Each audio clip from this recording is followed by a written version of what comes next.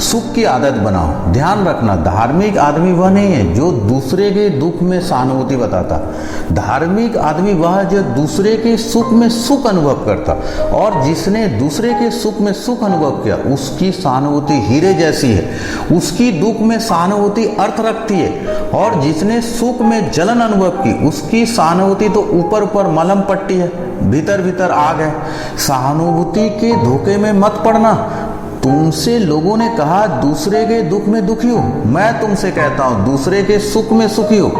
दूसरे के दुख में दुखी होना, तुम वैसे ही बहुत ज्यादा दुखी हो, काफी दुखी हो, अब और दुखी होना, तुम दूसरे के सुख में सुखी हो। सुख सीखो, अपने सुख में तो सुखी हो ही, दूसरे के सुख में भी सुखी हो।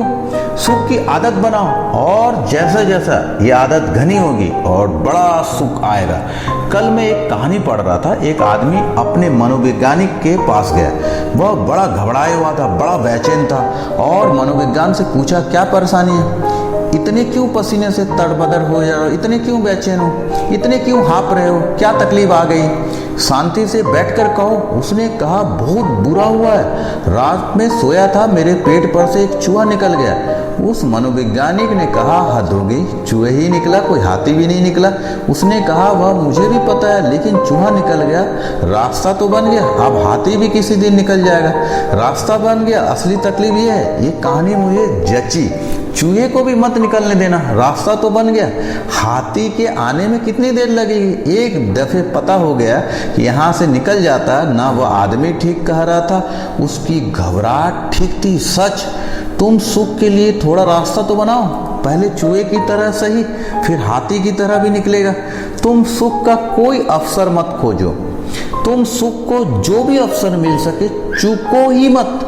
और अगर तुम ध्यान रखो तो ऐसे कोई भी घड़ी नहीं है जहां तुम सुख का अवसर ना पा सको। गहन से गहन दुख के पल में भी सुख का कोई किरण होती, अंधेरी से अंधेरी रात में भी सुबह बहुत दूर नहीं होती, पास ही होती है।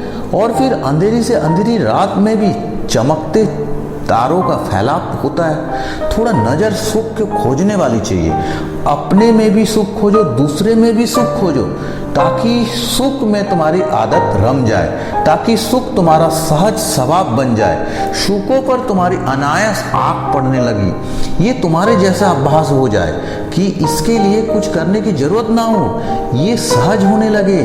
अभी तुमने उल्टा किया, अभी तुमने दुख की आदत बनाई। एक मनोवैज्ञानिक छोटा सा प्रयोग कर रहा था, उसने अपने कक्षा में आकर बड़े ब्लैक बोर्ड पर एक छोटा सा सफेद बिंदु जरा सा कि मुश्किल से दिखाई पड़े, फिर उसने कहा विद्यार्थी को क्या दिखाई पड़ता, किसी को भी उतना बड़ा ब्लैक बोर्ड दिखाई नहीं पड़ा, सभी को वो छोटा सा बिंदु दिखाई पड़ा जो मुश्किल से दिखाई पड़ता था।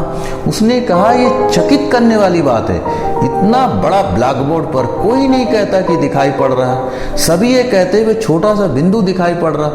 तुम जो देखना चाहते हो वो छोटा हो तो भी दिखाई पड़ता है, और तुम जो देखना नहीं चाहते हो वो बड़ा हो भी तो भी नहीं दिखाई पड़ता। तुम्हारी चाह पर सब निर्भर है, तुम्हारा चुनाव निर्णायक है।